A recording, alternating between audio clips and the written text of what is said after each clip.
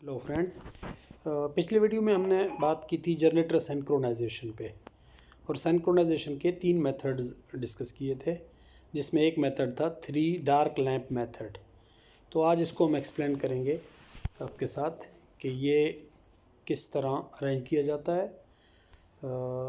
इस ड्राइंग में आप देख सकते हैं, इसमें एक तो बस बार की सप्लाई ली गई है। इसमें आप देख सकते हैं ये सप्लाई 3 फेज़ हैं, रेड येलो ब्लू। ये बस बार के हैं, फ्यूज़ प्रोटेक्शन के साथ इनको कनेक्ट किया लैंप्स के साथ।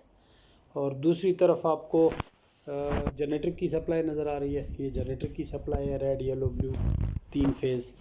इसमें जनरेटर के रेड फेज़ को बस बार के रेड के साथ कनेक्ट किया, बीच में लैंप लगा दी। येलो फेज़ को येलो के साथ कनेक्ट किया, बीच में लैंप लगा दी। और ब्लू फेज़ को ब्लू के साथ। तो ये लैंप एक्चुअली इधर एक एक लैंप इंस्टॉल की जाती है। हमने 2 इसलिए इंस्टॉल की, अगर फेज़ सीक्वेंस यहाँ पे डिफरेंट हो तो वोल्टेज अक्रॉस 400 आएंगे, तो हमारे पास लैंप हैं 220 के, तो इसलिए हमने हर फेज़ पे 2 लैंप्स लगाया। तो इन लैंप्स को लगाने के बाद सप्लाई को बस बार साइड से भी ब्रेकर को क्लोज़ कर देंगे और जनरेटर साइड पे भी। उसके बाद देखेंगे अगर ये लैंप्स इरेगुलर वे में ऑन ऑफ हों, कोई सिमिटेनियसली ना हो ऑन ऑफ, तो उसका मतलब ये होगा कि फेज़ सीक्वेंस डिफरेंट है जनरेटर का बस बार से। तो उस सूरत में आप उसको सिंक नहीं कर सकते बस बार के साथ। तो उसमें फिर क्या करेंगे कि 2 फेजेज़ को इंटरचेंज करके फिर इस चीज़ को रिपीट करेंगे।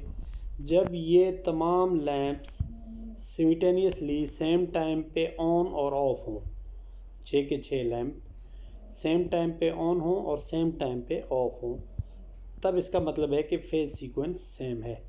जैसे हमें पता है कि सिंक्रोनाइजेशन के लिए फेज़ सीक्वेंस सेम होना ज़रूरी है। अब जब फेज़ सीक्वेंस सेम होगी तो तमाम लाइट सेम टाइम पे ऑन होंगे और सेम टाइम पे ऑफ होंगे। उसके बाद लैंप के ऑन होने का मतलब ये है कि इसमें फ्रीक्वेंसी डिफरेंस है। जनरेटर की जो फ्रीक्वेंसी है वो डिफरेंट है बस बार फ्रीक्वेंसी से। तो उस वक्त फिर हम जनरेटर के गवर्नर से उसके स्पीड को कंट्रोल करके अप एंड डाउन करके फ्रीक्वेंसी को बिल्कुल एग्जैक्ट सेम बस बार की फ्रीक्वेंसी के साथ मैच करेंगे। तो जिस टाइम ये तमाम के तमाम लाइट्स ऑफ हो जाएं, ऑफ होने का मतलब ये है कि अब फ्रीक्वेंसी भी सेम है और फेज़ सीक्वेंस भी सेम है। अब आप इसको सिंक कर सकते हैं, जनरेटर के ब्रेकर को क्लोज़ करके बस बार के साथ लोड शेयरिंग पे ले सकते हैं। ये कहलाता है 3 dark lamp method of synchronization. इसके साथ हमने इसमें कुछ एक्स्ट्रा सेटअप भी लगाए हैं। हमने इसमें एक सिंक्रो चेक रिले लगा दिया और बस बार के 2 फेजेज़ लिए हैं, रेड और ब्लू।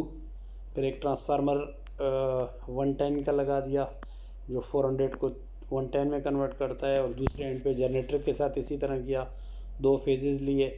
दोनों फेजेज़ को लेने के बाद उनको भी सिंक्रो चेक रिले के साथ कनेक्ट कर दिया। ये एक क्रॉस चेक है कि हमारी सिंक्रोनाइजेशन प्रॉपर है या नहीं। उसके साथ फिर जो 1 और 2 हैं सिंक्रो चेक रिले के, वो उसकी इंटरनल सप्लाई के लिए 110 DC की सप्लाई दी है इसको एक अलग सोर्स से।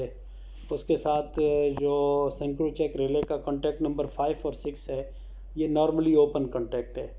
ये उस वक्त क्लोज़ होगा जब सिंक्रोनाइजेशन की तमाम कंडीशंस मीट होंगे और सिंक्रो चेक रिले अलाउ करेगा बस अपने ब्रेकर को क्लोज़ करने के लिए।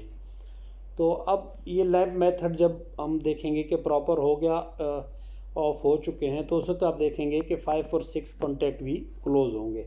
और साथ में हमने एक मैग्नेटिक कॉन्टैक्टर लगा दिया। जब ये क्लोज़ होगा तो ये मैग्नेटिक कॉन्टैक्ट भी लैच कर जाएगा, ये इसमें सप्लाई आ जाएगी।